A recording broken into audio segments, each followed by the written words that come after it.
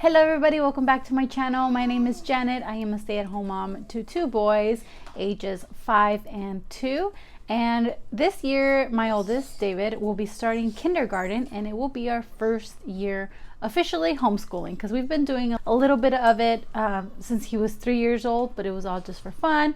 And then for preschool, he did attend public preschool program, and this year he would be going into kindergarten, and we are just going to stick to homeschooling for the year. And in today's video, I'm going to share with you guys how I've set up my planner for the year and how I plan on using it all. So if you are interested, just keep watching, and I hope that you are able to take something away from this. Like I said, it's only my first year, so I don't have any like tried and true and like this is my like favorite stuff, and I don't have anything much to compare it to because this would be my first year, and I just set up a planner that works for me. I love planners, so it just kind of puts my mind at ease just having this planner as detailed as possible. Just like I said, for my own sanity, I feel like I need that. A lot of you guys probably don't need that, but in my case, for my sanity, for my own peace of mind, I needed this planner to include a little bit of everything. So instead of purchasing one, I ended up making my own out of a binder and just lots of printables. And I'm gonna turn you guys over and show you guys what I have in here.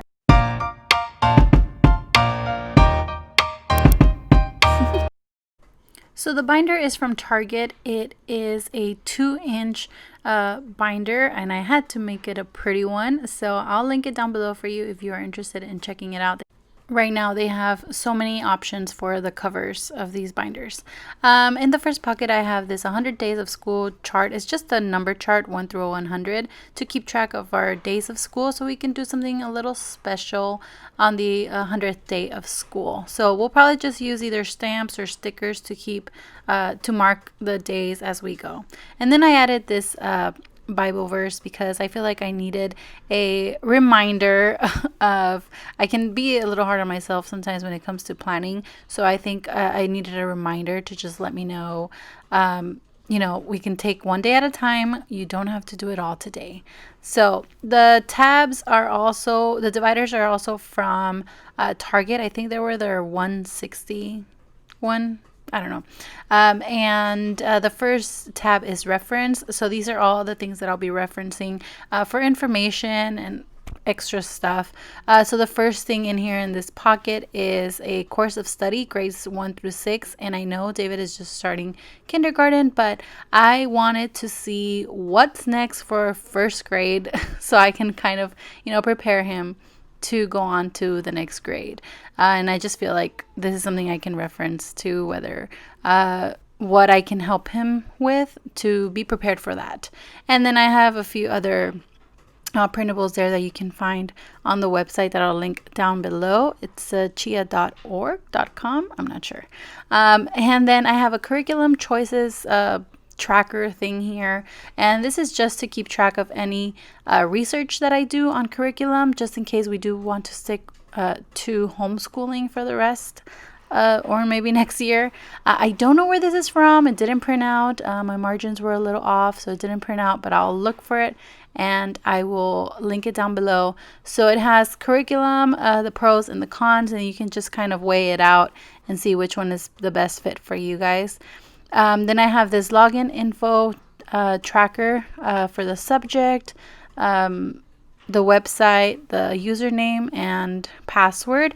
And that's in case we are using any website or apps to do schoolwork or to practice certain subjects. So I have that login info, and then right underneath it, I have the memberships. And these will be the ones that we actually have to pay for. Like we have a membership with ABC Mouse, so the website, the price, what it costs, and then the renewal date and subject. I wanted the renewal date on here just in case I don't find it to be worth it. I can remind myself to cancel it before it renews, and then we're gonna be stuck with that. So the next tab is this year, and it's labeled this year. It has year at a glance 2020 and 2021, and I'll flip over to 2021 because the other ones already started. So I do have everything color coded. I have the first day, holidays, no school, birthdays, appointments, travel, and time change. You can customize these to whatever you'd like for your family, whatever works for you. So yeah, I'll just go on and highlight the dates with the corresponding color. You can add as many colors as you want, as many categories as you want. It can, you do your own thing. And yeah, but these are the ones that I found most important. And then the next page is also a year at a glance, but this one is blank. This one is from Calendarpedia, and I opened it up as a Word document so I can edit the months because it started on January and I wanted to start it in August. And so I changed the font and the order of the months. And this is just where I'm going to kind of, all my ideas are going to land here. If there's an activity that I want to do that works better in November because it's Thanksgiving related, or one that's Christmas related, I will write it down in December. And then I can just reference this when planning for the month. And then again, another one from Calendarpedia. It is my attendance sheet. I legally don't have to keep attendance because I didn't file a PSA or anything, because it's just kindergarten. But I wanted to get in the habit of it. So this was one of their blank calendars, and I just edited it to say attendance. And then I also have this color coded. So I already went ahead and highlighted the weekends, just blocked them off already. So I don't have to do that as we go. Next, I have everything planned for the year by subject. Yeah, I just feel like I needed this for his preschool curriculum. I also had an overview of it, so I needed it for this year. Just something, I don't know, like I want to know what's next. I know what we already did. And yeah, so I will also link that down below because I saw this in like a few other YouTube videos. And then yeah, so I'll link down the original video down below. Then I have my weekly schedule. This is by day and then by subject. I'm not quite sure what days I want to do each subject because I know I'm not going to do everything every day. But this is what it's looking like right now. So I have the daily schedule, and this one will also be printed out for David to have in his morning binder, just so he knows what, he can go ahead and check it off as we go. So this is not a final one, but I made this little daily schedule based off of what we've been doing for morning basket and just like summer school, quote unquote school. The next thing is curriculum tracker. If you are using workbooks, if you are using CDs or whatever you're using, these little boxes, you can break it up by lesson, by page, by day, by week. I'm going to be doing it by week, and just going to break it down by each subject, and that way I can track where we are for each subject. Yeah, if that makes any sense. I hope it does because I don't know how to really explain it. I'll have to show you guys once it's already filled out. But yeah, I find that I need that. I need to know where we're at, what's next, and how long we have left, and will we finish. So that's why I wanted that. The next page is books to read. This is any book that I see that I want to include as a read aloud or in their morning basket, or just for the kids to flip through. I'm going to add it on here, so when it comes to a certain unit or something, I can reference to this book list and then figure out which ones fit what.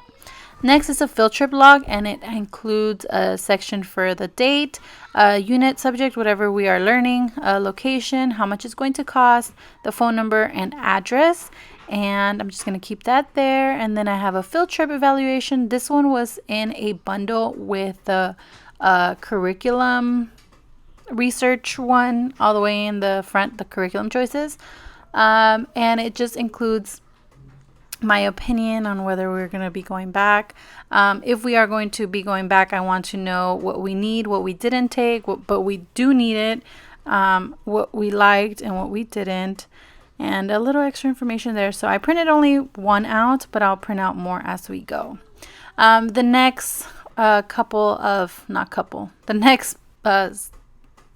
dividers are going to be broken down by month.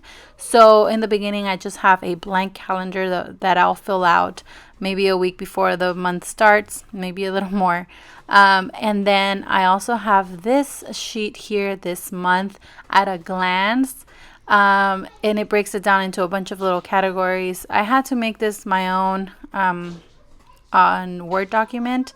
But I broke it down here on the top. I'll write down whatever month we're on.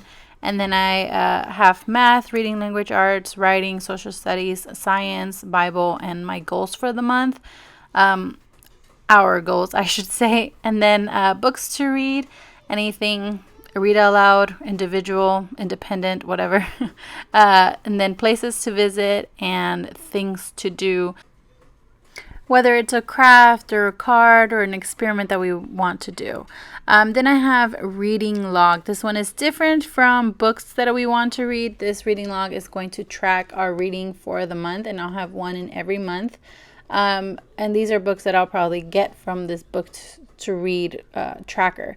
So this will be our tracker. It has a date, the title, the author, and then how many minutes we read for. And we're going to do this on a daily basis. And then all the way at the bottom, once the month is over, we will track total books read, total minutes read, and favorite book this month. So we'll have one for each month. We'll keep track like that. And then the next couple of pages are going to be spreads for the week. So I'll write down this week. I have a section for this week. And this one, I also made it myself on Word document. And I have a section here, Monday through Friday. And here I plan on just adding whether we have an appointment or something big that's going on that day. So I know not to schedule really busy days, if that makes any sense. If we have a doctor appointment, if we have a field trip, like I know not to schedule a whole lot that day. And then I have a section for our goals for that week.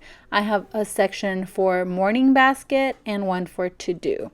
So for morning basket, I do want to rotate or switch out on a weekly basis, depending on whether we're doing a unit study or whatever we're learning about. I do want to include things that correlate. So that's why I have that there. And then my to-do, that's more for me, whether I need to print something out, whether I need to check out a different book from the library, anything that I still need to do to prepare for that week. And then down here I have the grid broken down by day and then by subject. I didn't fill in the subject. I want to do that by hand. And then I also have a note section. So I wanted to print this out front and back, but then I ended up just leaving the back just in case I wanted to write any more notes. So I just ended up doing one-sided. So the next tabs are going to look the same because they're broken down by month from August all the way to June. Yes, to June. And then the next one is character education, math, science, social studies. It's broken down by subject. Now, the whole character education and art don't really have anything in there. It's just the unit studies that have stuff like science and social studies, because I've broken these down by unit studies. So I'm going to show you a blank one because I've already started planning one. This is unit studies. This is how I'm going to be planning for the unit. So up top, I'll write down whatever unit it is. We're going to use space as an example. So I'll write up here space or solar system or whatever up here. And then I break it down.